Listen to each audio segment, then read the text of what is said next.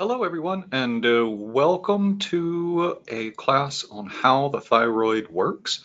My name is Thomas Easley. I'm a functional herbalist. I've been in practice since 2001, and I run the Eclectic School of Herbal Medicine. And I'm going to be doing a series on how the thyroid works, how it dysfunctions, how to read the blood work, and what tests to order, and a comprehensive series that will be done actually live next week, and all of the recordings will be available after that.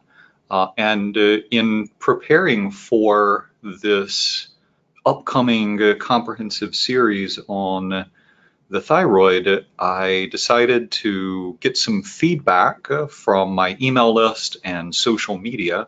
And people had a bajillion amazing questions. And I decided that instead of trying to respond to each and every one, I would, number one, do a free webinar so that I could answer some questions. And kind of one of the themes that I saw time and again was many of the questions that people ask seem to indicate that maybe they didn't understand all of the nuances and processes on how our body creates thyroid hormone and utilizes thyroid hormone. And so kind of partially in response to the many questions that I got, I thought that I would just do a quick overview on how the thyroid produces hormones and utilizes thyroid hormones. And that would answer a lot of questions, and then I would take some time to answer additional questions. So that's what we're going to do tonight. We are just going to do a rundown on thyroid hormone production.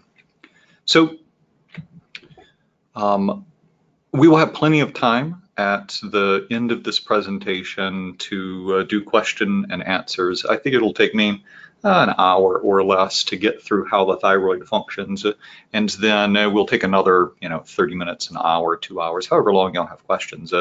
We'll keep going and see if we can get as many of them as possible answered before my bedtime. So let's dive right in. The thyroid works via the hypothalamic pituitary thyroid axis. It's actually a little bit more complicated than that. It's the hypothalamic pituitary thyroid adrenal gonad axis because we do have the influencing factors of adrenal hormones and of testosterone and estrogen on the production and utilization of thyroid hormone. And we'll be going into that in the class series more, but for now, a good overview is simply when your body, let me get my little pen out here. I'll use this highlighter. So when you have low levels of T4 and T3 in the hypothalamus, the hypothalamus creates thyrotropin releasing hormone to tell the pituitary gland to create thyroid stimulating hormone, and thyroid stimulating hormone tells the thyroid gland to create T4 and a little bit of T3, but the majority of T3 is converted from T4, which is our prohormone, into T3. T3 then binds to thyroid receptors, and thyroid receptors influence the genetic expression of tissues in the heart and liver and bone and central nervous system. When there is an adequate amount of T4 and T3 in the bloodstream, it travels back up to the hypothalamus and says, hey, we have enough, decreased production of TRH, which decreases production of TSH, which should decrease production of thyroid hormones. And most people's understanding of thyroid hormone production stops there. And I want to dive a little bit deeper than that. So here's what we are going to do.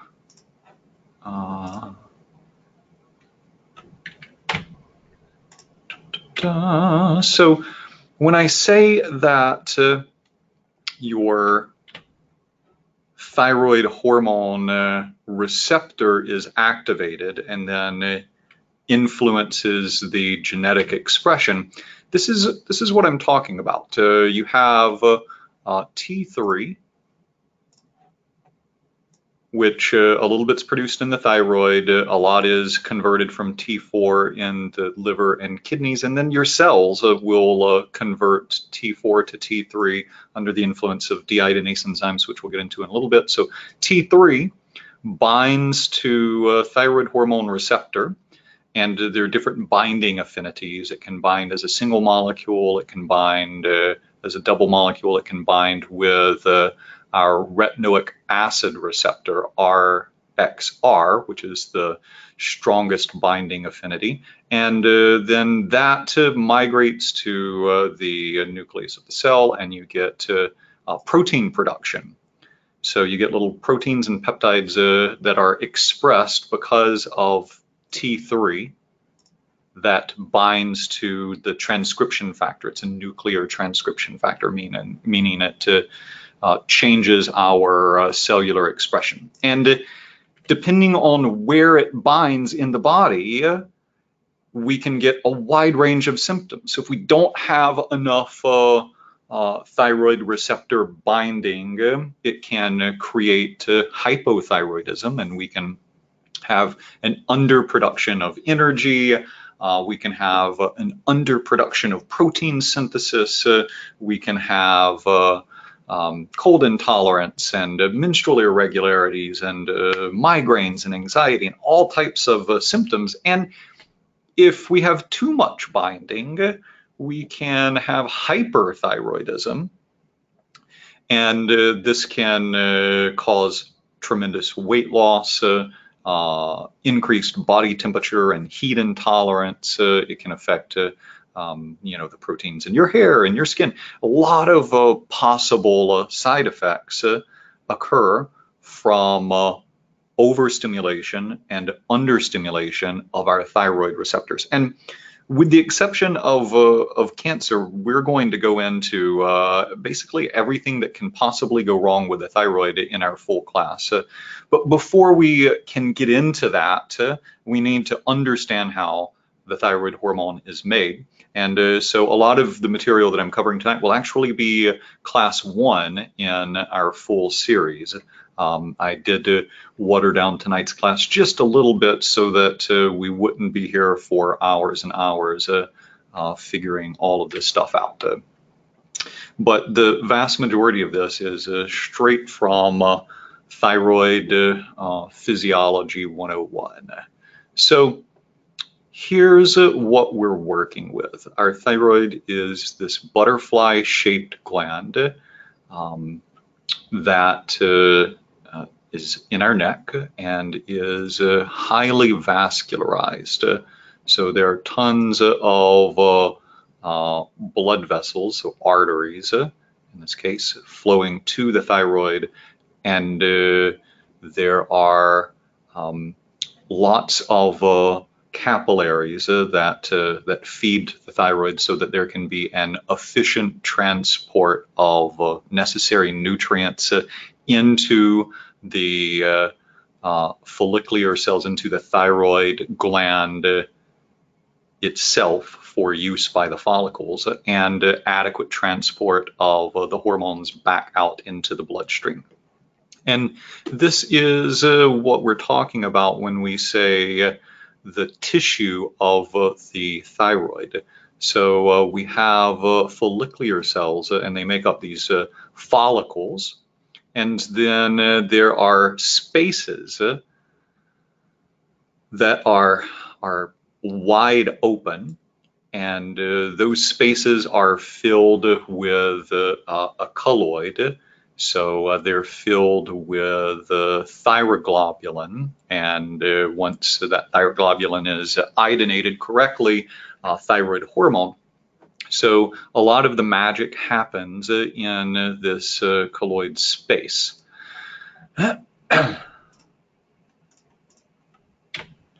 So how how does the iodine necessary to produce T4 and T3 and the tyrosine necessary to produce your thyroglobulin, how does that get into the cells? So this is a thyroid follicular cell, and thyroid stimulating hormone binds to receptors for thyroid stimulating hormone on the basolateral membrane, so the outer wall of your follicular cell. And this upregulates the production of cyclic AMP. So this upregulates energy production in the cell, and this energy production then activates our sodium iodine cotransporter. That's represented here by NIS, N for sodium, I for iodine, S for our SIM transporter. So our sympathetic transport, or our cotransporter is the other word for it. And this allows iodide into the cells. So you get 2 molecules of sodium and 1 of iodide moving in. And then you get a molecule of sodium moving back out through our ATPase transporter. So the concentration of iodine inside our follicular cells is somewhere between 40 and 100 times higher than in our bloodstream, and that is due to the active transport via this sodium iodide cotransporter, moving iodine from a lower gradient into a higher gradient requires energy. And so we need cyclic AMP, we need ATP production, and then we can concentrate iodine inside the cells using the electrochemical potential of sodium to drive that process. And then the ATPase spits that sodium back out. So we're left with iodine in the cell. So that iodine is then going to migrate to the apical side of the membrane and go into the colloid space. So think on like the outside of the membrane is, it's not really the outside, this opens up to the hollow space filled with a tyrosine-rich gel. So so these itty bitty cells are taking iodine from our bloodstream, so into the colloid space in here.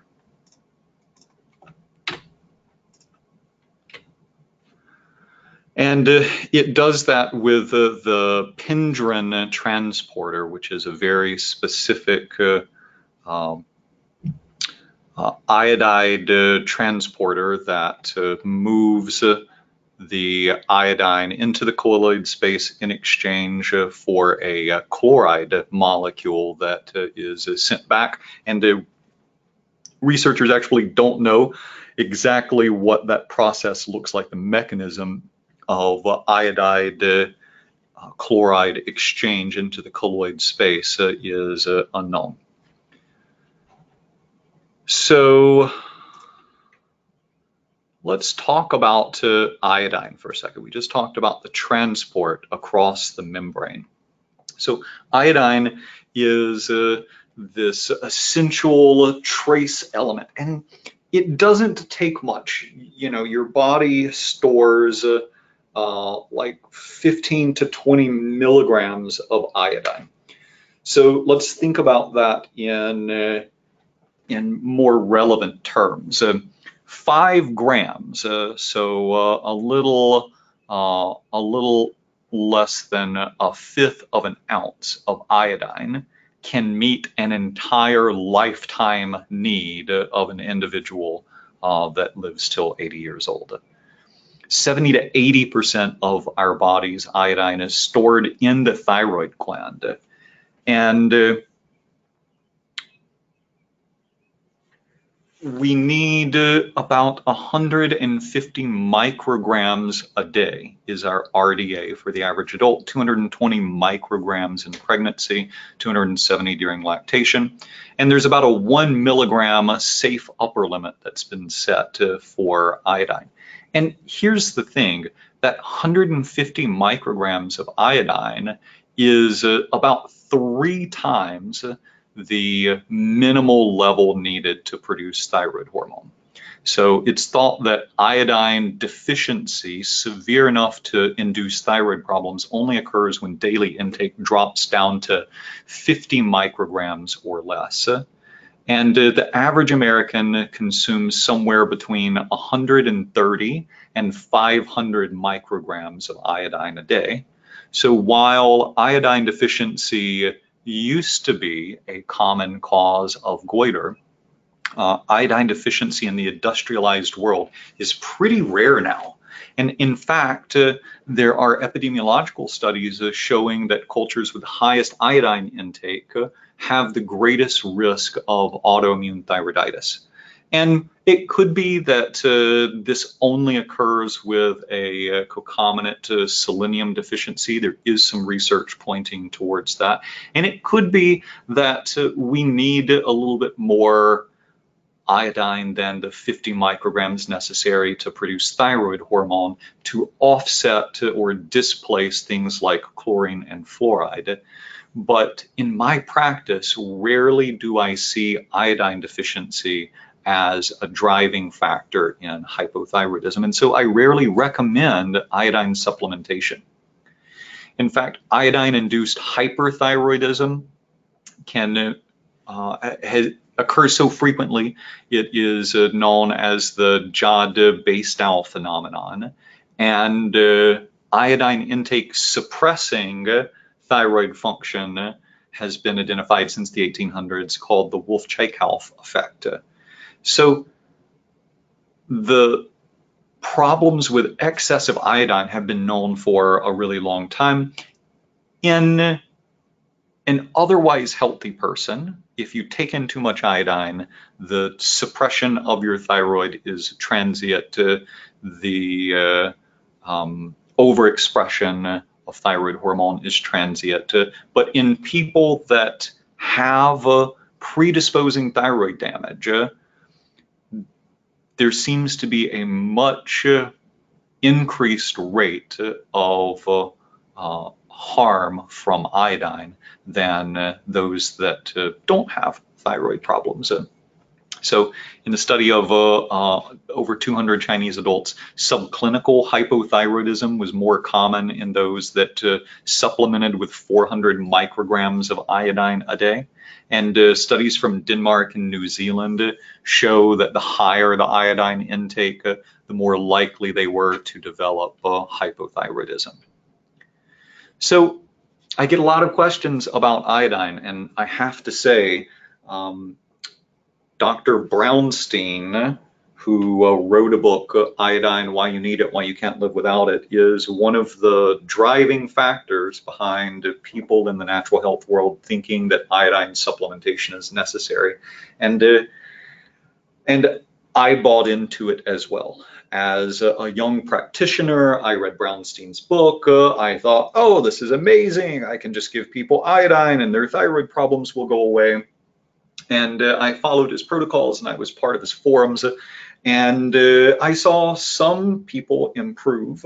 I saw a lot of people have transient improvements and then plateau or get worse. And then I inadvertently caused harm. And it forced me to reevaluate my whole approach to addressing thyroid problems. So using 12,500 micrograms of iodine a day, I wound up sending 2 people to the hospital in thyroid storms. And I just didn't understand it, and I went to the forums and you know, ask about it, and everybody said, well, you just didn't give them enough. And long story short, like I said, I reevaluated my whole approach to dealing with hypothyroidism because of inducing a thyroid storm in two people by recommending iodine supplementation. And it was then that I found out that the entire premise of the high dose iodine was based on faulty math and translation of old Japanese studies. And Brownstein, instead of recanting and updating his position, dug his heels in. And by this point, he had not only written a book on iodine therapy, but he had founded a company with a colleague to produce iodoral. So he was actually doing the very thing that we often dislike about modern medicine, which is he had a vested financial interest in a stance that he took, and so he dug into it. So I blame a lot of the increases in Hashimoto's thyroiditis and Graves' disease in people seeking natural treatment on Brownstein. And that's one of the more common questions that I get is, well, I thought iodine was necessary for my thyroid. The answer is it is, it absolutely is, but chances are you're getting enough just through diet. Now, in the 1900s, people that lived around the Great Lakes in the goiter belt had high incidences of iodine deficiency because the soil there didn't have any iodine in it, and people ate locally. The globalization of our food supply decreases the risk of iodine deficiency because you aren't getting your food all from the same place. And much of the world's soil is rich in iodine, and so the plants grown in it and the animals that graze on the plants have adequate iodine. And then supplemental animal feed is always fortified with iodine. So if you consume milk or eggs or meat, if you eat vegetables, you are very likely getting more than enough iodine in your diet already. You can test urinary iodine. It's a 24-hour urine collection, and less than 100 micrograms of iodine being excreted per liter of urine is considered to be iodine deficiency. I run that test on a handful of people every year that I suspect have it, and rarely does it come back that they are deficient. Every multivitamin that you take has iodine in it. And so there's a lot of iodine in our diet and our supplements. If you don't eat animal products and you don't use iodized salt, and you only eat vegetables grown locally, and you happen to live in an area of low iodine in the soil, you might be deficient. But I don't think people should supplement with iodine unless there is a confirmed deficiency.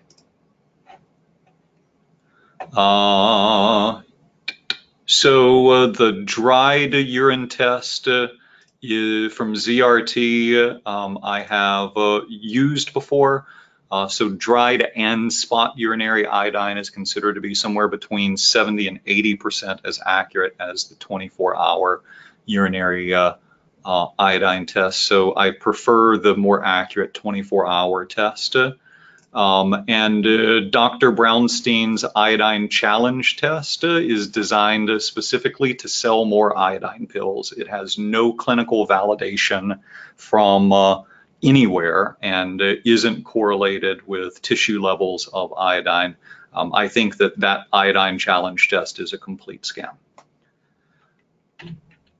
And I say this as someone that followed Brownstein's work for years and was active in forums and did his protocols and have done tons of the iodine challenge testing. And everybody that does that test comes back as deficient, but when they aren't doing the challenge test, they don't come back as deficient because the test was flawed from the beginning with the purpose of selling more iodine. So tyrosine, we're going to talk about thyroglobulin in a minute, but thyroglobulin is produced from tyrosine. And tyrosine is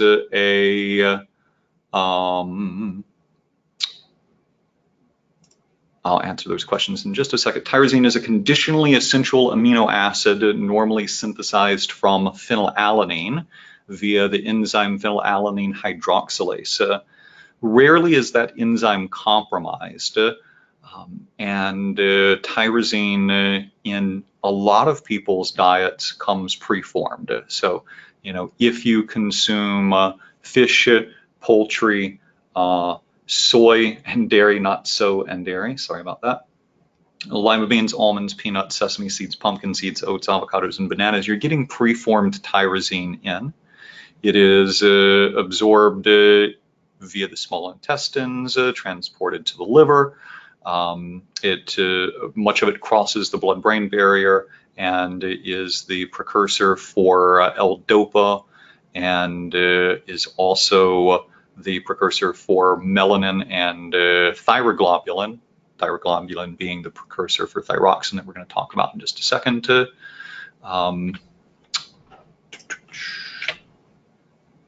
Tyrosine supplementation isn't normally used for people with hypothyroidism, but since we're going to be talking about thyroglobulin production, I thought I'd go ahead and head that question off at the pass. You can supplement with tyrosine. It has to be done on an empty stomach, and it does seem to relieve some of the negative effects of allostatic load, and can specifically improve memory and concentration while under stress, probably by upregulating epinephrine, norepinephrine, and is the precursor for thyroglobulin production. When it's supplemented, generally it's supplemented in the 1,000 to 1,500 milligrams twice a day range. If you have PKU, then you're looking at maximum doses of around 150 milligrams per kilogram. And we'll come back to that. Let me just answer a couple more iodine questions here. The skin patch test is also not accurate. You have most accurate is the 24-hour urinary iodine. Next accurate is just a spot urinary iodine, and then third most accurate is the dried spot urinary iodine test. Blood serum iodine is not as accurate as urinary iodine. So the gold standard for iodine testing is the 24-hour urinary iodine test.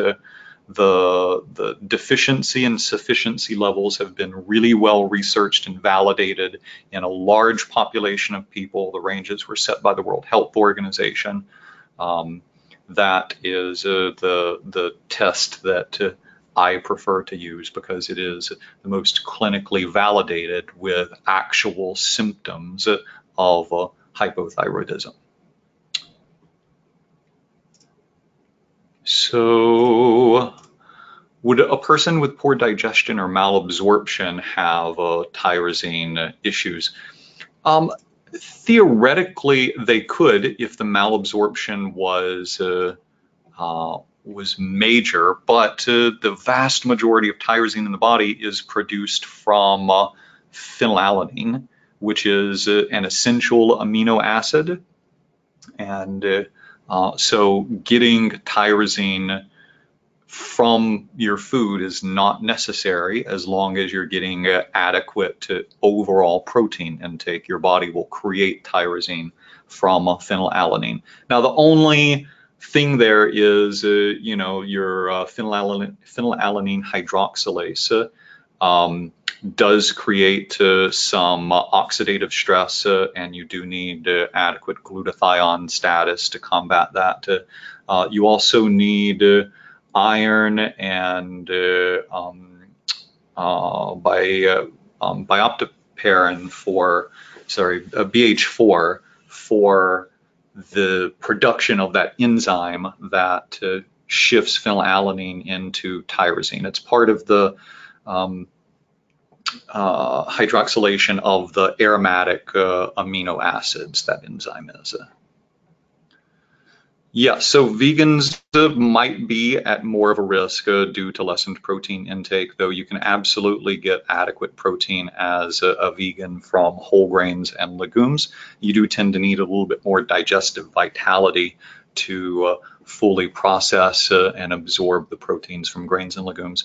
But, you know, you have to be severely protein deficient. Normally, that equates to being severely calorie deficient to produce inadequate tyrosine from phenylalanine.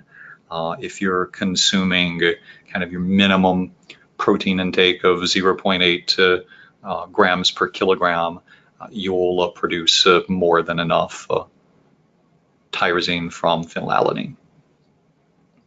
So tyrosine is used to make thyroglobulin, and thyroglobulin is our precursor for thyroxine and T3. So thyroid peroxidase is this heme-containing enzyme that oxidizes iodide ions to create iodine atoms that are added to the tyrosine residues on thyroglobulin, which is how we get T4 and T3. And the chemical reactions occur on the outer apical membrane surface and are mediated by hydrogen peroxide. That hydrogen peroxide can damage the thyroid cells if there is inadequate glutathione production in the thyroid itself. And we might expect that in cases of pretty severe inflammation. So this is what happens. Tyrosine, which is our backbone for thyroglobulin, the tyrosine residue on this thyroglobulin molecule is iodated by thyroid peroxidase. And your thyroglobulin contains like about 140 tyrosine residues. So it's kind of a big long chain that contains these tyrosine residues. And then the organification of thyroglobulin, where you get the iodination of the tyrosine residues, occurs. And when you have one iodine molecule, let me get my little highlighter here. So you have one iodine molecule attached to the third position.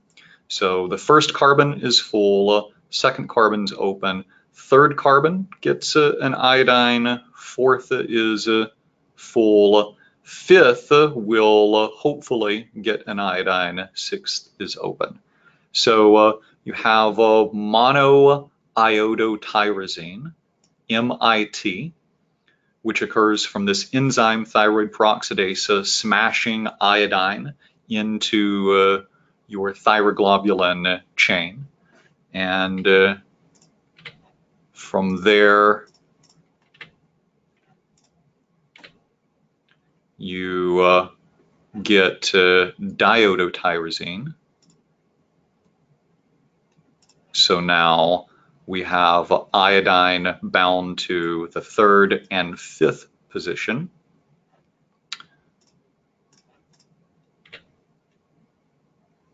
From there, thyroid peroxidase, the same enzyme that is bombarding these tyrosine residues with iodine, then smashes two of the tyrosine residues together that are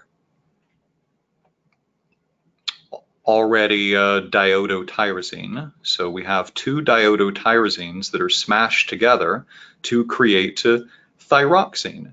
So here's one of the diodotyrosines, and thyroid peroxidase joins them together enzymatically and creates our tetraiodothyronine, or thyroxine. If instead of smashing two diodotyrosines together, we smash a diodotyrosine with a monoiodotyrosine, we get the production of T3. This is 1, 2, 3 iodines attached to this thyroglobulin compound. And then if they smash together the diodotyrosine and monoiodotyrosine, but the reverse happens, it's called T3, or reverse T3, sorry. So a highlight in on this. Here is our tyrosine molecule, or tyrosine residue, in the thyroglobulin chain. And thyroid peroxidase attaches iodine to that third position, so mono, and then it attaches it to the fifth position, diodo, and then it smashes diodo to diodo, and we get thyroxine, or T4. If it attaches the ring from MIT to a tyrosine residue that only has a single iodine on it, we get T3. And if only one iodine molecule is on this tyrosine residue and it's smashed into a diodotyrosine, we get reverse T3. And our body will create reverse T3 from T4 with deiodinase enzymes, which we'll get into in just a minute. So that thyroid peroxidase enzyme is a really cool enzyme in how it works. The thyroid peroxidase enzyme itself is frequently a target of the immune system in Hashimoto's thyroiditis. That thyroid peroxidase has heme as a backbone for the enzyme, and so iron is necessary for the iodinization of your thyroglobulin compound and the production of thyroid hormone. So iron comes in two basic forms, heme and non-heme. Either the iron is already bound up in a heme compound, which makes it fairly easy to absorb from our gut, or it is unbound and is simply rock iron or plant iron. We just call it non-heme iron. Notice the overlap with iron deficiency symptoms and hypothyroidism. They frequently go hand in hand because iron is both a part of thyroid hormone production, it is a part of thyroid hormone transport, and both thyroid hormone and iron are necessary for cellular energy production, for ATP production. And so their many symptoms overlap because of the decrease in cellular energy production. I frequently see hypothyroidism and iron deficient anemia go hand in hand together. And researchers are unsure exactly why. I theorize that one of the root causes of the autoimmune attack that leads to the vast majority of hypothyroidism is from increased small intestinal permeability, secondary to atrophic gastritis, and that would lead to inadequate iron absorption as well. So whether iron deficiency is a causal factor in some hypothyroid symptoms or whether it's a concomitant factor, they've yet to tease out. It could be a little bit of both. What we do know is that we need to make sure people are getting not just adequate iron, but absorbing adequate iron. And this is where I would normally ramble for hours about digestive vitality and fire and how we need to make sure that we have adequate stomach acid production, which means we have to work on the nervous system because it's largely controlled by that, but we don't have hours for me to ramble on about that. So I'll simply say, keep a check on iron intake and specifically on ferritin levels, and shoot for a minimum of a ferritin level of 50. And if you have autoimmune thyroiditis, you might consider pushing your ferritin level up towards that 100 range to compensate for some of the poor energy production and make sure that both your thyroid and your transporters and cells have their prerequisite nutrients. Note that ferritin is also an acute phase reactant and can be artificially elevated for up to a month after a common cold, and then extremely elevated in inflammatory conditions like sepsis or lupus rheumatoid arthritis. So kind of in short here, what we have is, let me get my highlighter out again. We have amino acids that cross into our thyroid follicles. We have iodine that crosses via that sodium iodide co-transporter. The iodide is oxidated into iodine and then smashed with a thyroglobulin, which has that backbone of tyrosine, in an iodination process that creates T4 and T3. That T4 and T3 then hang out in this colloid space until needed, in which they move back into the cell, where lysosomes lyse or digest this thyroglobulin compound and free the T4 and T3 from the larger thyroglobulin complex, where it then enters back into the bloodstream.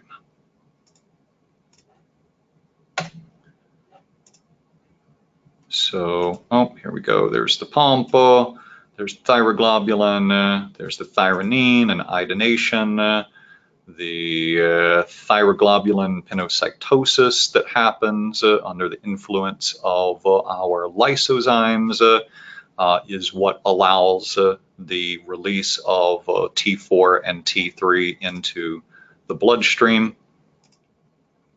And that is the production in a nutshell.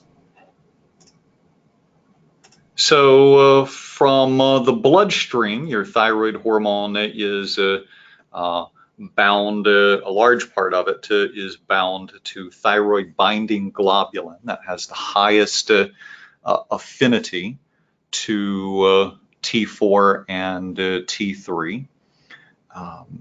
about 99% of T4 and T3 circulate in the bound form. Less than 1% circulate in an unbound form. The binding of hormones to thyroglobulin and prealbumin and thyroxine binding albumin basically allow thyroid hormones to allow the blood to be a reservoir for thyroid hormones, preventing their loss via urination. Our unbound hormones are the ones that are biologically active, and T3 is 3 to 8 times more active than T4, but your thyroid gland produces about 10 times more T4 than it does T3. Our 5' deiodinase converts T4 to T3 in target tissues and is the enzyme that is primarily responsible for circulating levels of T3. It's very high in the liver and kidneys. So we consider T4 to be a prohormone. It can technically bind to thyroid receptors in your cells, but the binding affinity is so low, it's unlikely to create much, if any, stimulation. Once T3 binds to the thyroid hormone receptors, you get a migration to the nucleus and a production of proteins. So there are 3 types of enzymes that catalyze the deiodination. So we talked about thyroid peroxidase iodinating our tyrosine residues on our thyroglobulin compound.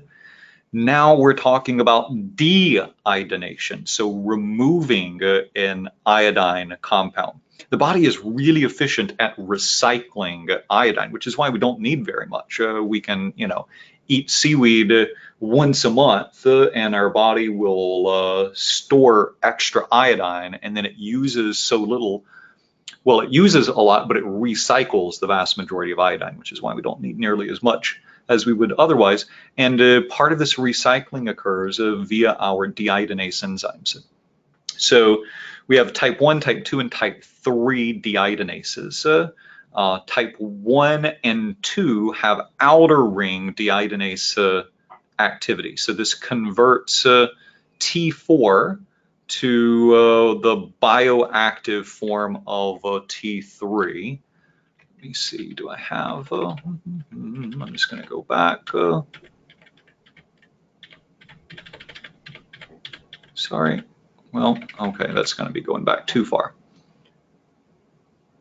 I was going to show you that deiodination and where that happens, but I don't want to go back that far. So the outer ring, if an iodine molecule is removed from carbon number 5, we get T3. If the iodine molecule is removed from the inner ring from carbon 5, we get reverse T3. And so our type 1 or 5' deiodinase works on the mirror reflection of the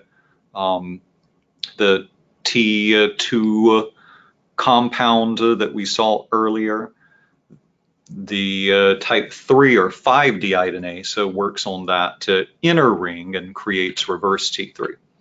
This is the primary targets here.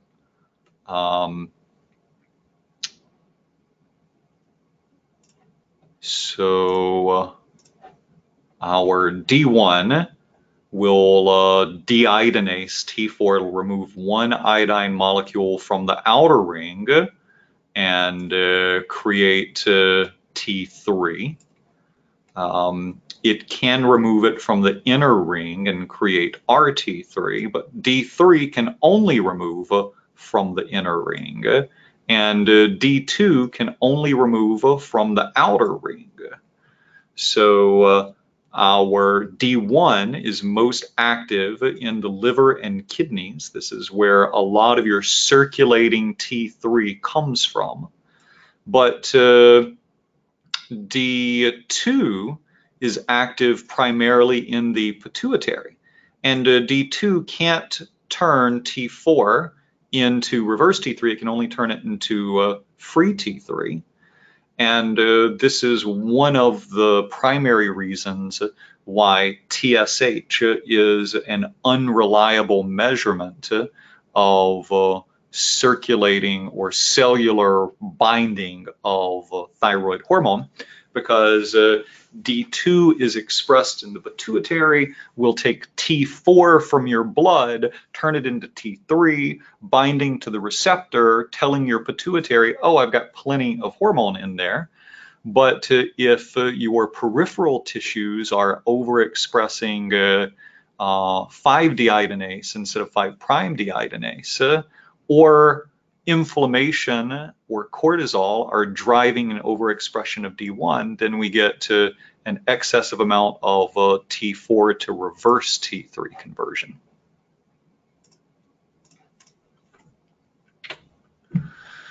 All of our deiodinases are selenium-dependent enzymes. So they're a metalloenzyme with selenium as a backbone. And selenium is necessary for the production of glutathione and for the production of deiodinase enzymes that remove that iodine molecule and allow T3 to bind to receptor sites. Selenium supplementation also can suppress thyroid peroxidase antibody production in Hashimoto's, and it helps most cases of hypothyroidism. Combining it with myo-inositol improves its efficacy. And you don't need a lot. A couple hundred micrograms a day is all that's needed. And most people consume somewhere between 100 and 200 micrograms a day from grains, nuts, and seeds, eggs, and fishies. If you are going to supplement with selenium, 100 to 200 micrograms at the most is what I recommend. I do like the Super Selenium Complex by Life Extension because it has like 5 different types of selenium all bound together. Or you can just eat Brazil nuts. Somewhere about 15 Brazil nuts a week is all that you need. I know I say 5 a day here, and 5 times 7 is more than 15, but I'm assuming that people probably won't eat them every day, even if I tell them to. So it's about 15 a week gives you your minimum RDA of selenium, which then make sure that you have the backbone for those deiodinase enzymes. Now, your deiodinase enzymes are important because the majority of your T4, the majority of your thyroid hormone is circulating as a T4, and then your cells will do that conversion to T3 via the deiodinase enzymes, and we're hoping that it's doing D1 or D2 and staying away from D3, because we need T3 to activate the receptor site. Now, T3 can activate it by itself, and that's a monomer, okay? But the binding is not very strong with one molecule of T3. So what we really want is either 2 molecules of T3, a homodimer, or a heterodimer is even better, where T3 is binding to retinic acid receptors. So our retinic acid receptor and our thyroid hormone receptor then migrate together to the nucleus and act as that transcription factor and increase the synthesis of a wide variety of compounds, not just proteins, but activation or co-activation of the retinic acid receptor and thyroid hormone receptor leads to increased cellular oxygen consumption, leading to increased heat production. It leads to chronotropic and inotropic effects on the heart and increased sensitivity of adrenergic receptors, specifically upregulating our beta adrenergic receptors. And we need this to increase gut motility and increase bone turnover and increase hepatic glycogenolysis and gluconeogenesis. So you need thyroid hormone activation for your liver to break down glycogen and create glucose from amino acids.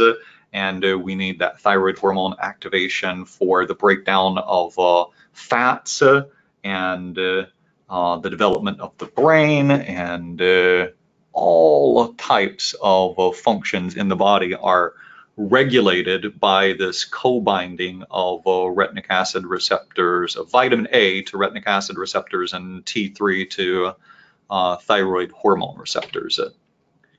So vitamin A is not a single compound, but a family of fat-soluble vitamins, including retinol, retinal, retinol ester, and retinoic acid. A lot of people use the term vitamin A incorrectly to talk about carotenoids that are the pro-vitamin A or precursors of vitamin A, called the beta-carotene. So theoretically, an enzyme can cleave beta-carotene right here, giving 2 molecules of vitamin A. But theoretically and reality are often 2 different things. So the reality is conversion of beta-carotene to vitamin A can occur at a 0 ratio, meaning no conversion, or it can take up to 12 molecules of beta-carotene to be converted into one of retinol or retinic acid. And the current guideline is to count 4 molecules of beta-carotene as one of vitamin A. So it's considered to be a 4-to-1 equivalency, and that's just not reality. The reality is that preformed vitamin A is vitamin A, and everything outside of that is potential vitamin A. So potential vitamin A in up to 45% of healthy people didn't become vitamin A. So 2 small studies, 20 people in one, like 15 or 18 in the other, found that 45% of people that consumed vitamin A saw no increase, that consumed beta-carotene saw no increase in vitamin A. That doesn't say that beta-carotene is bad. Carotenoids are awesome and decrease your risk for a lot of diseases, but preformed vitamin A from animal products or from supplements, if you don't consume animal products, is, in my opinion, a necessary and frequently missing part of people's diets. You get a decrease in beta-carotene to vitamin A conversion with low-fat diets, low thyroid function, which we're trying to use vitamin A to improve the function of thyroid hormones. You get a decreased conversion in diabetes, zinc deficiency, inflammatory bowel disorder, and small bowel surgery. So I think that most people should be, especially with hypothyroidism, should be supplementing with preformed vitamin A. I love cod liver oil for that. I'm not a huge fan of the fermented cod liver oil. I like the raw cod liver oil and find that the omega-3s in that are often of added benefit in thyroid problems. And you can get your serum levels tested or plasma levels tested. Know that if you have an infection or inflammation, you get a transient suppression of plasma concentrations, and it's not accurate. So make sure you're feeling good when you go get your plasma retinol checked. Less than 20 micrograms a deciliter is considered to be deficient. I like people in that upper third, so from like, 50 to 80 micrograms a deciliter is what I consider to be the sweet spot for binding of that retinoic acid receptor and the thyroid hormone receptor. You can get too much vitamin A, and it's difficult to do unless you're trying, but it can cause nausea, vomiting, double vision, headache, and dizziness. In chronic overdose, it can cause anorexia, dry skin, hair loss, my goodness, a lot of those look like thyroid hormone deficiencies. That's because an overdose of vitamin A messes with that transport of the transcription factor.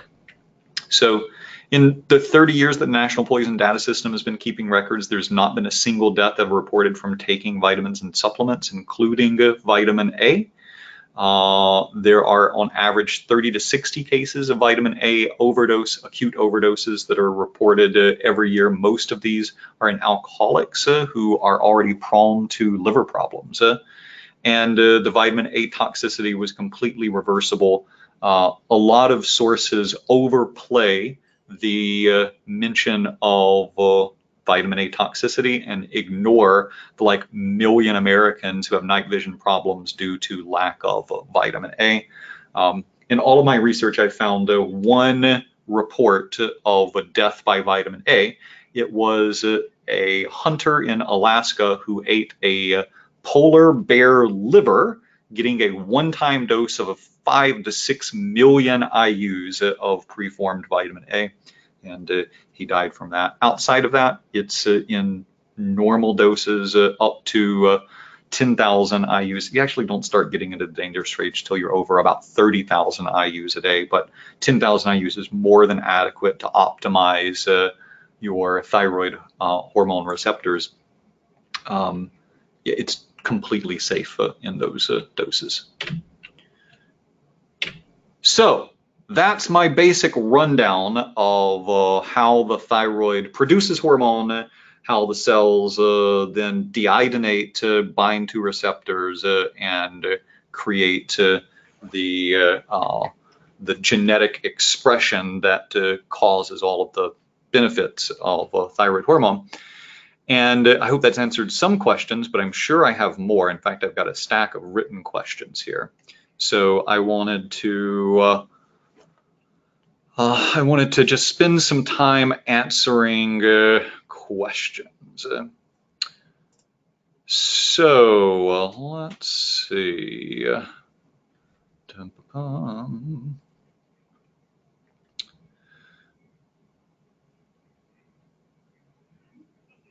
UIBC, iron saturation, vitamin D. Okay, so I haven't read anything about being around animals can give false TSH readings. I go more into TSH in my class on primary hypothyroidism. So the problem with TSH, in addition to the pituitary expressing D2 and being more sensitive to T4 than all of the other cells in your body, the problem with the TSH is that it has daily, monthly, and seasonal variations, and its peak is in the morning time, which is when you should test it, and it can be lower in the afternoons, making things look better than they are, and it is also artificially suppressed by smoking tobacco. So many times people that use nicotine will have a normal TSH even when they have all of the other symptoms of hypothyroidism, but I've never heard it being increased with pets. So do I have any suggestions on what to take after a thyroidectomy? Yeah, I've gotten this question a few times. Of course, with a thyroidectomy, you need to take T4. You need to take thyroid, thyroxine, levothyroxine, Synthroid, or nature thyroid that has T3 in it as well. Taking medications with T4 and T3 is a mixed bag because the half-life of T3 is pretty short, 6 to 8 hours in the bloodstream. And so you basically get the spike when you take T3, and then it drops away. So if you're going to take T3, then I recommend it being done twice a day, like 8 a.m., 3 p.m. is the normal schedule that I like. And you can also get T4, T3 compounded as a time release, and you can get time released T3 to smooth out those levels. But in short, you need to supplement with prescription thyroid hormone. Some people do fine just taking T4. The vast majority of people that I work with do better if they have a little bit of T3 to go with that twice a day or have a time release T3. So I like Armour Thyroid, Nature Thyroid. I like Synthroid if you add a little T3, little Cytomel to that, low dose twice a day. Or if you get a compounded time released T3 or T4, T3 combo. But yeah, you need to take your thyroid hormone. After that, all of the stuff we talked about with deiodination and the need for selenium, and we'll be going into things that inhibit conversion issues like high cortisol and insulin resistance and inflammation and the mechanism of that in the full course. But all of those things still apply because you're still going to need to convert that T4 in your prescription into T3 that your cells can use. Do I ever try 150 to 200,000 IUs of vitamin A for 1 to 4 weeks to calm an autoimmune storm? I do kind of more frequently. What I do is get vitamin D and K2 up for a few weeks and then add on 100,000 IUs of emulsified vitamin A every day for like 5 days, and then discontinue while continuing the D3K2. So your vitamin A and vitamin D work on the same receptor sites that tweak and modulate the immune system. And you basically, your immunomodulators are all of your fat-soluble vitamins along with selenium, zinc, and vitamin C. So getting broad spectrum fat-soluble vitamin supplementation has a modulating effect on the immune system. And what I find is that you're much less likely to have adverse herb reactions in autoimmunity when you have that fat soluble, when you have those immunonutrient prerequisites in place. What do I think about fluoridated tap water affecting the binding of thyroid, of iodine to thyroid and contributing to deficiency? So there are multiple studies on that, and what they show is that fluoride, bromide, your halogen elements, only compete with your iodine transporter in cases of severe iodine deficiency. So it's not that fluoride, chlorine, and bromides will by themselves cause thyroid problems. It is when they are consumed in high amounts and you are also deficient in iodine is when they cause problems. So I don't think you should be using chlorine and bromide, and fluoride is just a natural part of many drinking waters, and I don't think is inherently evil unless it's in really high amounts.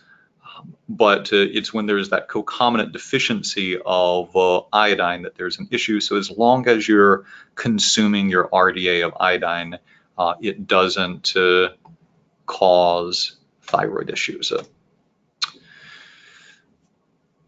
So how do you shrink goiters? Well, you need to identify the cause of the goiter first. It is frequently Hashimoto's thyroiditis. Occasionally, it is a viral infection of the thyroid. And occasionally, it is an iodine deficiency. So goiters can occur from inflammation, from infection or autoimmunity, or from iodine deficiency, and you need to identify the cause to be able to address the goiter properly. What are the causes of high out of range reverse T3 while T3 is still low? I'm so glad you asked. This is one that I've been wanting to answer because it's very simple. Sleep apnea is almost always the cause of reverse T3 being elevated over 18 IUs a milliliter. So anytime I see elevated reverse T3, I don't care what T3 is doing, elevated reverse T3 is from drastically elevated cortisol. And the most common cause of that is sleep apnea. So we think of cortisol as the stress hormone, and it is, but our body adapts to stressors pretty well. What it doesn't adapt to well is hypoxia, is the brain being starved of oxygen from having apneas. So anybody that comes to me with high reverse T3 automatically goes in for a sleep study, and over 90% of those people that I've sent in come back with sleep apnea diagnoses. And after that, then we can have the conversation about using a CPAP versus losing weight versus taping their lips shut so that their tongue doesn't fall backwards at nighttime versus not sleeping on their back. And there's actually a great study from 2003 in Australia where they showed that learning to play the didgeridoo strengthens the neck muscles and can correct mild to moderate sleep apnea. So we screen for sleep apnea. If it's not sleep apnea, then we're looking for insufficient sleep syndrome. If it's not that, then we're assessing for more obvious causes of like strikingly elevated cortisol with PTSD and complex PTSD being not infrequent causes.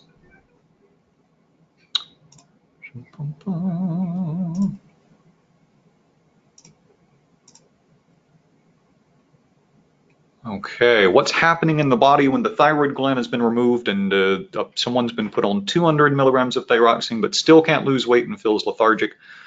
What's happening is your deiodinase enzymes aren't converting that thyroxine to T3 properly. Or your T3 is not binding strongly enough to the thyroid hormone receptor from a vitamin A deficiency, but it's almost always a deiodinase issue. So you want to make sure you're getting plenty of selenium. Exercise increases the expression of deiodinase enzymes and improves the conversion of T4 to T3. And you might talk with your doctor about adding prescription T3 onto your T4 or switching you to a desiccated porcine bovine thyroid that has T4 and T3 in it.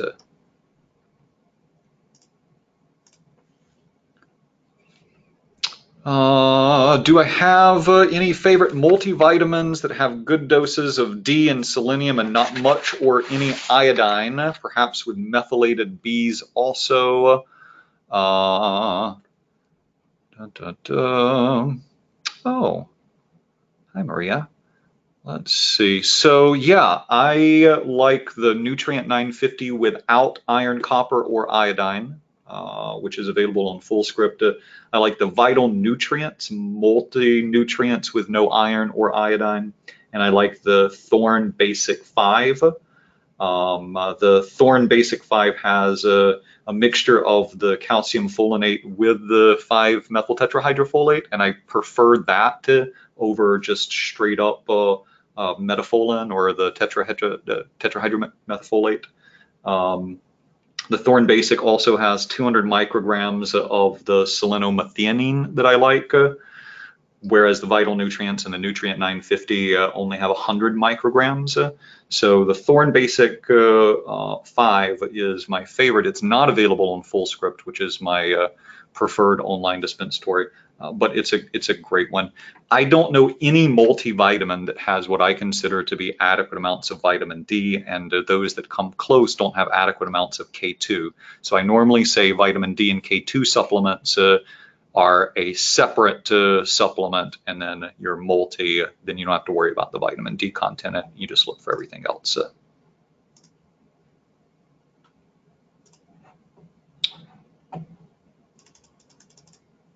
What additional lab testing for thyroid issues should be done when you know the standard lab test is not telling a true story?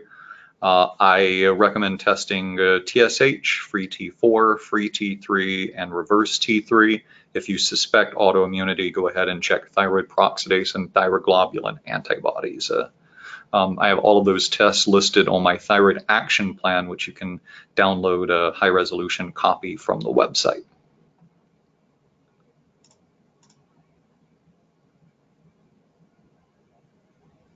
Okay, will my class go over how to determine goiter cause? It will.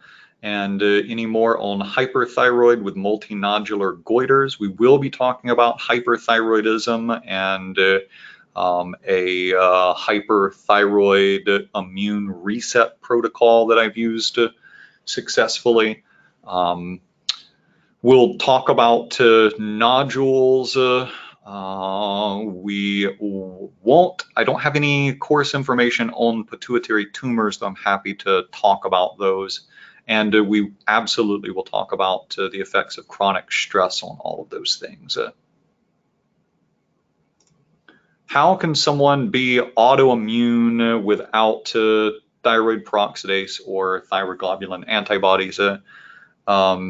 So two theories there. Number one is the immune system is exhausted and not producing antibodies.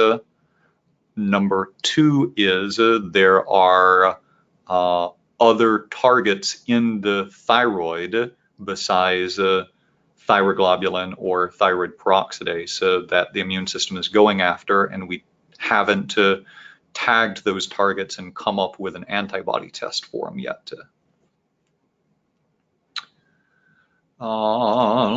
Commentary on botanical agents for hypo or hyperthyroidism. Yeah, we'll go into a lot of that in the main course. I guess cliff notes are I rarely use herbs specifically for the thyroid, ashwagandha being an exception to that. And normally I'm using herbs to either deal with the side effects of hyperthyroidism or modulate the immune system in hypothyroidism. So, frequently used herbs are kind of my standard autoimmune herbs, more so than thyroid herbs. There are very few herbs that directly affect the thyroid gland.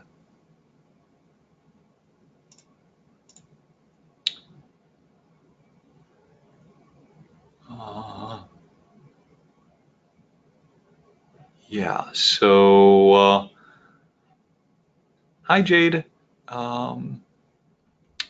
Yes, this recording will be available to view afterwards. I'll post it on the website and send everybody a link.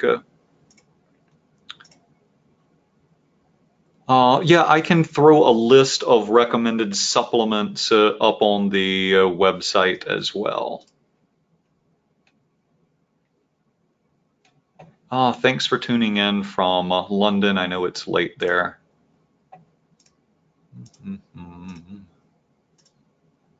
So the upcoming course is $350. We do have a monthly payment plan as well. And I am coming to IHS this year, and I look forward to seeing all of you there. So let me see if there's any more questions here. Oh, let's see, I did have a big list. Yeah.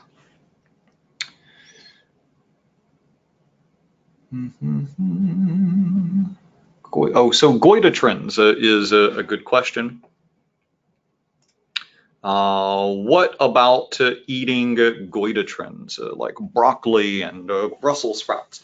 So goitrogens, along with your other competitive inhibitors of iodine at that sodium iodine transporter, your NIS, in your follicular cells, all of those only inhibit iodine transport if your iodine is low and they're really high. So if you have adequate iodine levels, you can eat 12 pounds of broccoli a day and not cause any problems.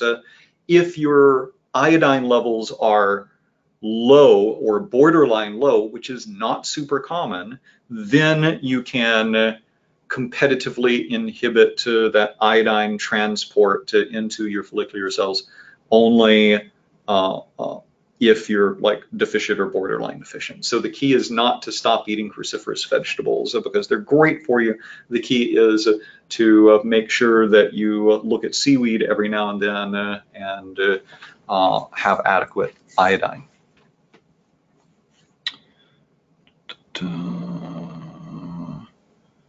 Is early treated hypothyroidism predictive of a future crash?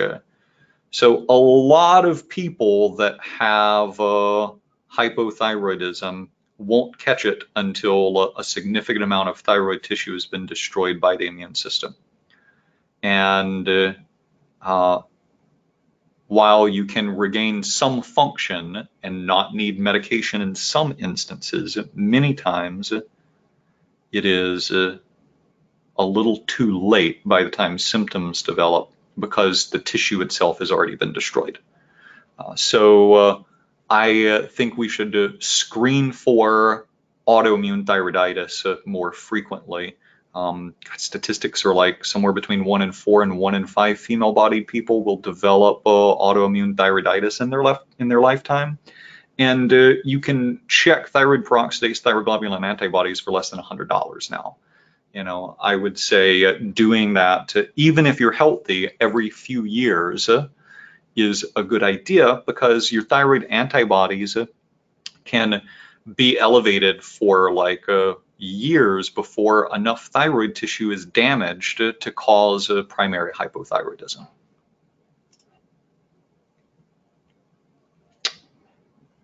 Is the course suitable for endocrinologist? Well, I'm not sure if that's a question or a challenge. I doubt that most endocrinologists would appreciate my approach, but if they're already practicing as a functional medicine or integrative endocrinologist, they might learn something from my class. Most of the time, natural approaches to thyroid disorders are best left to functional medicine and integrative healthcare practitioners. I know very few endocrinologists that would fall in that category. So am I going to teach an endocrinologist anything about thyroid physiology? No. Will I offer some insights based on my clinical practice and experience in helping with autoimmunity? Yes. So I'll leave that as the answer, and your endocrinologist can go from there. Will I be giving an outline of what I'll be covering in the class beforehand? Yeah, I've got a rough outline up on the class page now. The breakdown is a more in-depth look at thyroid hormone physiology and tissue targets and mechanisms in class 1. Class 2 is primary hypothyroidism testing and blood work patterns, along with an overview of the multiple mechanisms of autoimmunity and treatment protocols. The third class is secondary hypothyroidism and the hypothalamic pituitary thyroid adrenal gonad axis And the last class is on hyperthyroidism. Does iodine help shrink nodules? Only if there is an iodine deficiency. If there's not, iodine supplementation can increase the size of nodules. This is a great question. What about herbs like lemon balm that are said to depress thyroid function? Complete crap. Lemon balm does not suppress thyroid function. The studies that pointed towards that were done on mice in the 70s. There is a study showing that it can bind to thyroid stimulating immunoglobulin. So we do think that lemon balm is beneficial for Graves' disease, but it doesn't actually suppress thyroid hormone production. There's no herb that I know of that directly suppresses thyroid hormone production beyond your goitrogens, which only do so in the case of a raging iodine deficiency. You can take all the lemon balm you want and be hypothyroid, and it won't make it any worse.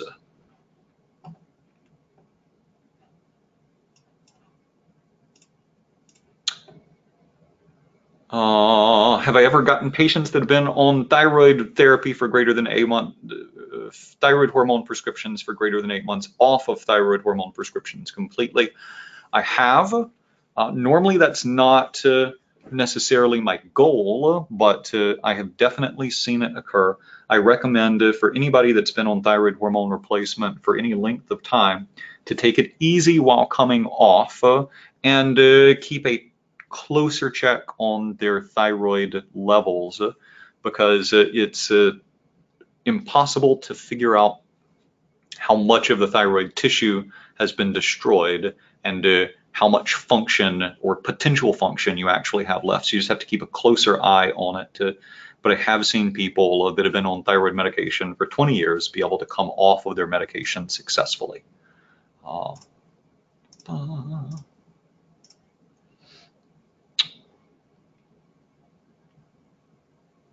Why wouldn't getting folks off of thyroid meds not be my goal?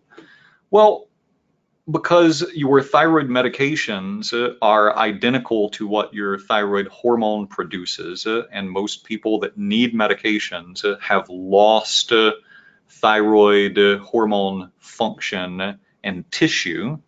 And, you know, like, if you're low in testosterone and you can't get your level up, supplement with testosterone. If you're low in estrogen and your body's incapable of producing more because you've had your ovaries removed, consider supplementation. I think that we have this tendency to demonize anything that's a prescription, but in fact, some prescription thyroid some thyroid prescriptions like Armour thyroid or desiccated porcine bovine thyroid have been used for hundreds of years, and I don't think that there's any detrimental effects to them. And if there are no detrimental effects, then my goal isn't to get people off of a medication that isn't going to cause harm. My goal is to make sure people feel good, whether they need the medication or not, is a secondary concern.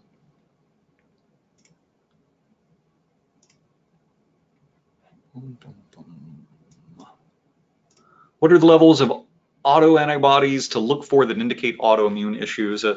I put a cap at 10 on both thyroid peroxidase and thyroid globulin. I think less than 10 is just normal production.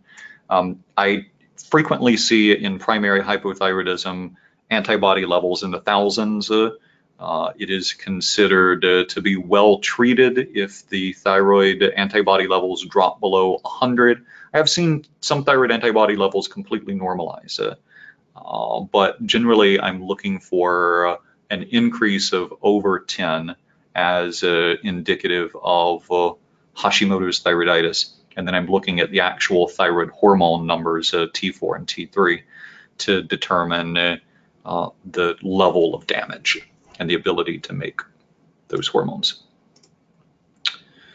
Do I have a scale of optimal levels of thyroid hormone? Yeah, I include that scale in the thyroid action plan that you can download from the website. Are raised TPO and raised thyroid globulin antibodies always the result of gluten and corn? Nope, they aren't. Frequently, gluten is a trigger for thyroid autoimmunity. When combined with genetics and stress and leaky gut and molecular mimicry and having, your HLA genotype. So there's a lot of factors that are involved in it, but I've absolutely seen thyroid problems that didn't result from gluten or corn consumption, and that gluten and corn elimination didn't improve any. So it's worth doing to see what will happen, but it's not always the smoking gun. Does anything actually shrink nodules? Yeah, so I think that nodules are benign nodules are not too difficult to shrink. You have to address the autoimmunity, and then there's this really wonderful herb, Iris versicolor blue flag, that I find to be very helpful with thyroid nodules and thyroid swelling in general.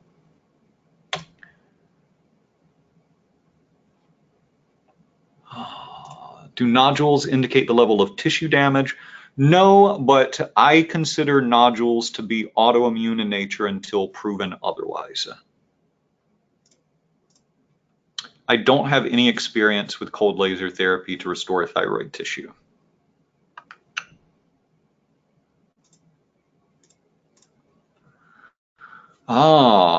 Someone seems to have an allergy to nature thyroid. Do you have an alternative protocol? Yeah, just do compounded T4, T3, or you could try the bovine-derived, the cow-derived instead of the pig-derived desiccated thyroid, and see if it's just a protein issue or not. Shanti, you're very welcome.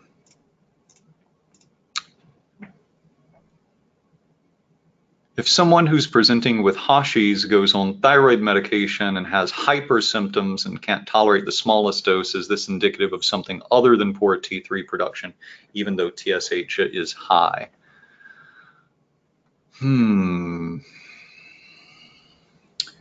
So I have seen that, and I'm trying to think of a case that I've seen where there wasn't pre-existing sleep apnea or anxiety. I think there's, in every case that I've seen of a hypersensitivity to thyroid meds, there was a pre-existing anxiety or sleep apnea. So I would screen for sleep apnea and work on the nervous system, trying to build up resilience. I really like nerve tonics like milky oats. I really like ashwagandha there too. Have I found deficiencies of selenium, iodine, or vitamin A detrimental in hyperthyroidism? No, and in fact, in both hypo and hyperthyroidism, going on a low iodine diet can sometimes normalize thyroid function. In an interesting study, people with hypothyroidism went on a no iodine or low iodine diet, and over 70% had a normalization of antibodies. What about the effects of Leonoris or Lycopus benefiting hyperthyroidism with raised TSH and T3? So I think motherwort and bugleweed are really good for the symptoms of hyperthyroidism. Both, I believe, work on those beta adrenergic receptors, which are upregulated in hyperthyroidism. And by preventing that adrenergic binding or modulating that adrenergic binding, you decrease the risk of the tachycardia and arrhythmias from excessive T3. So I think that they're great symptom treatments. They're kind of like the herb world's alternative to beta blockers, which is commonly used. So that, along with a low iodine or no iodine diet and plenty of selenium, and vitamin D will normally help out. In my class series, I talk about a protocol that was taught to me by Dr. Andrei Kovacs using steroid taper pack along with massive doses of vitamin D and fat-soluble vitamins that I've seen time and again normalize hyperthyroidism. And I normally will advocate that approach if the symptom control and low iodine diet don't work. And nice to see you, Shana.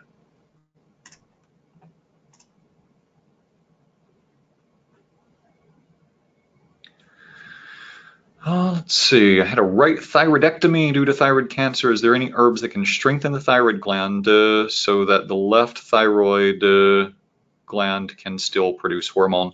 There are no herbs that specifically strengthen the thyroid. As long as you're getting adequate immune nutrients, you're less likely to experience the autoimmune attack that is the most common cause of hypothyroidism.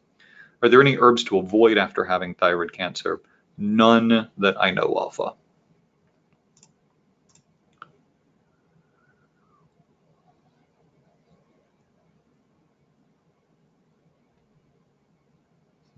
A question, number of meds and supplements and time restricted eating.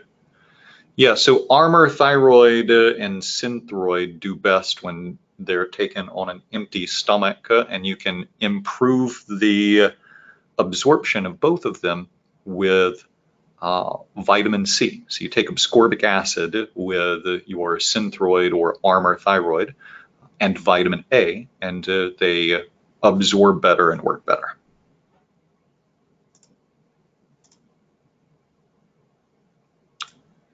Blue flag is the plant Iris versicolor. It's a low-dose botanical. Big doses are really irritating to your oral and gastric mucosa, but as a small part of a formula, it's very good for nodules and goiter.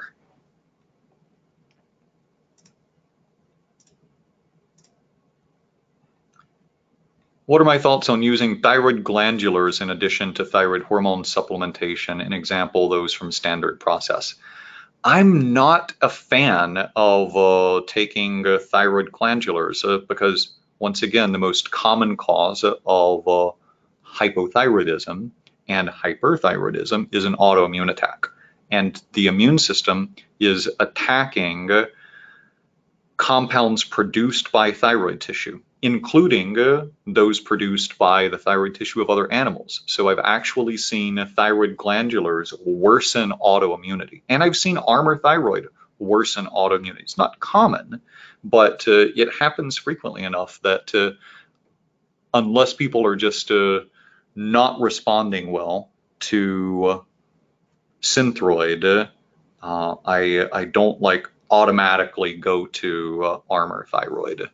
Especially if thyroid antibodies are really high. If thyroid antibodies are low and we've been working on the immune system, then that's normally better tolerated. But I never use thyroid glandulars outside of desiccated porcine thyroid prescriptions.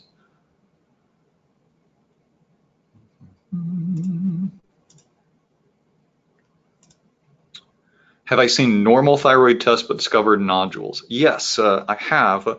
Once again, normal thyroid test, well, so TSH isn't a thyroid hormone. It's a pituitary hormone, so I don't consider that as a thyroid hormone. Normal thyroid hormone, T4 and T3, can be normal for months or years while the immune system is attacking and destroying thyroid tissue and creating nodules. So a nodule, in my opinion, if it's benign, so it should be checked out to make sure that it's not cancerous, number one. And then if it's benign, it should be considered autoimmune in nature as a precursor to full autoimmune thyroiditis until proven otherwise.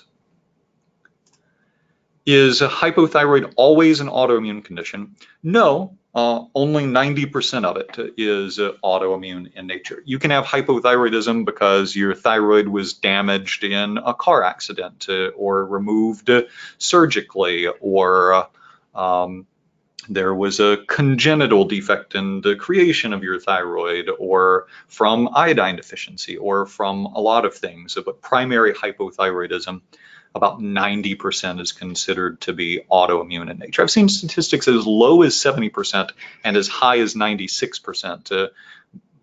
When I dig into the literature on it, I feel pretty firm around that 90% mark is autoimmune in nature. I will not be addressing thyroid issues in common animals like dogs. I have worked with pets, but they aren't my specialty, and I try not to teach based on speculation, but based on my experience. So I would defer to someone like Catherine Lane for work specifically with animals.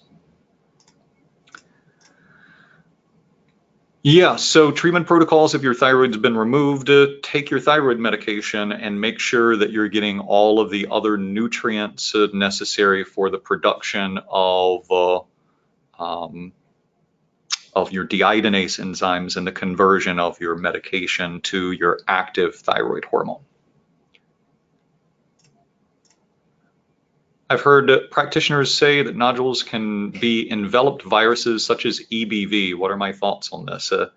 I think that there's a lot of speculation in the alternative medicine world, and I think that Epstein-Barr virus is a very convenient scapegoat because almost everyone has it at some point in their life, and most people don't know how to read the test to determine if it is a current infection, a past infection, or a reactivated infection. I've read the theories like, oh, well, biopsies show EBV active. Well, that doesn't, correlation isn't causation. So I'm not convinced that nodules have anything to do with viral infections. Let's see.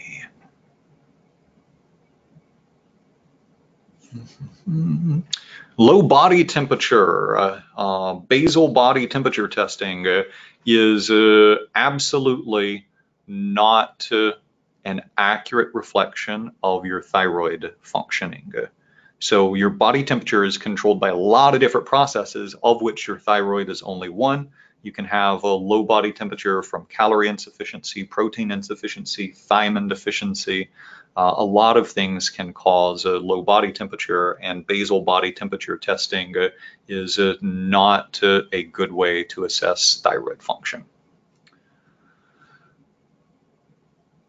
When you say nodules should be checked out to make sure they're not cancerous, do I know of any other way other than needle biopsy, which can damage thyroid tissue? Yeah, so palpation will, with a good practitioner, be more than enough to determine if a nodule is cancerous or not. And then, a thyroid ultrasound and a determination of blood flow to that would be the next step. And a biopsy would be a third step, only if those two were indicative of thyroid cancer.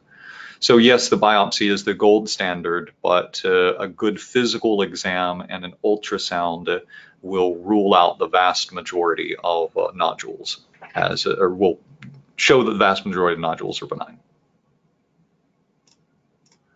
Ashwagandha can help with hypothyroidism. So it can help with the conversion of T4 to T3, and it can help with the production of T4 in some people. It's not magic, but it's as close as we get to magic for the thyroid in the herb world.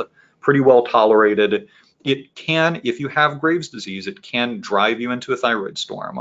So don't use it if you suspect hyperthyroidism. Other than that, I think it's a great herb to try.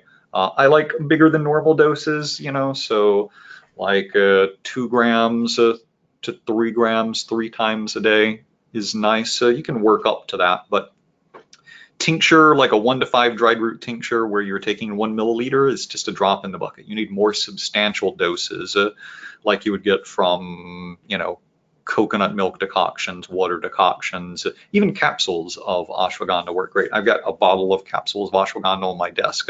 I have a bottle of ashwagandha capsules in my classroom, and I have a bottle of ashwagandha capsules on my coffee table next to my recliner in my living room. I love ashwagandha, not just for the thyroid, but because it improves your resilience and resistance to stressors being negative stressors.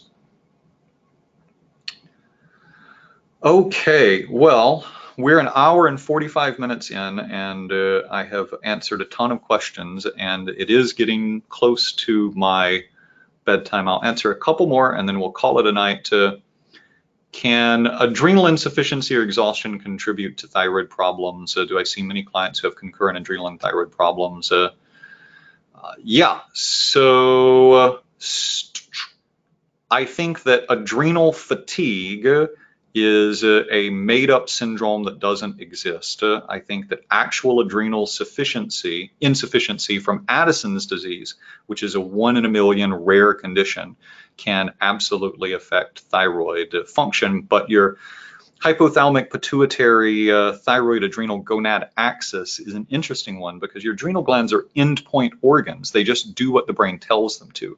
And more than the adrenal glands contributing to disbalance or unbalance of that axis is a corticotropin releasing hormone. CRH is probably the big issue in stimulating the epinephrine norepinephrine response, which is the inflammatory response that shifts your T cells, and it really is got nothing to do with the adrenal glands. That is, the adrenal fatigue is an outdated philosophy advocated by this doctor back in the late 90s that somehow caught on and was meshed with the concept of adaptogens, and it just doesn't, it's not accurate and becomes a scapegoat.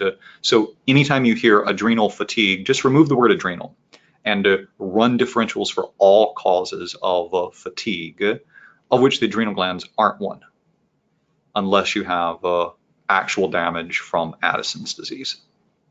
But stress, which is what most people are actually saying when they say adrenal fatigue, will absolutely affect how your T4 is converted to T3 in the body and in the brain. Do I like Bacopa to support the thyroid? You know, I am getting to know Bacopa better. For years, I just didn't understand what Bacopa was about because every Bacopa that I tried was really underwhelming. And then a few years ago, I had the pleasure to try the fresh leaf, and I'm like, oh, this is what Bacopa is about. You know, the dried stuff without much aroma and flavor that I was getting and trying that didn't do anything is just because it was bad quality. Good quality Bacopa is, I believe, a nerve tonic that improves resilience to stressors. I don't know that it directly affects the thyroid. I've read conflicting reports on that, but it definitely would be a valuable part of a stress management protocol. Okay.